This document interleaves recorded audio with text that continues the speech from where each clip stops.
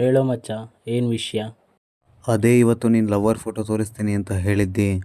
ನಾನು ನನ್ನ ಹುಡುಗಿ ಫೋಟೋ ತೋರಿಸ್ತೀನಿ, ನೀನು ನಿನ್ನ ಹುಡುಗಿ ಫೋಟೋ ತೋರಿಸ್ತೀಯಾ? ಓಕೆ ಕಣೋ, ಬಾರೋ.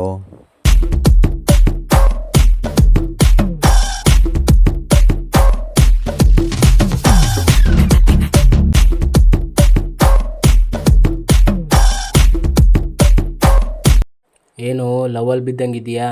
ನಾನು ಲವಲ್ ಬಿದ್ದಿದ್ದೀನಿ, ನೀನು ಲವಲ್ ಬಿದ್ದಿದ್ದಿ ತಾನೆ. ಅದು ಬಿಡು, ತೋರಿಸೋ ನಿಮ್ಮ ಹುಡುಗಿ ಫೋಟೋನ.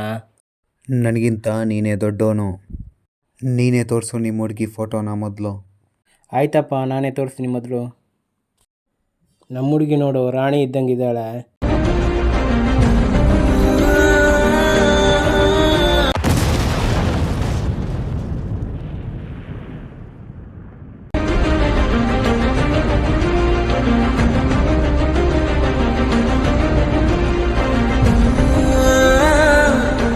ಯಾಕೋ, ಏನಾಯಿತು?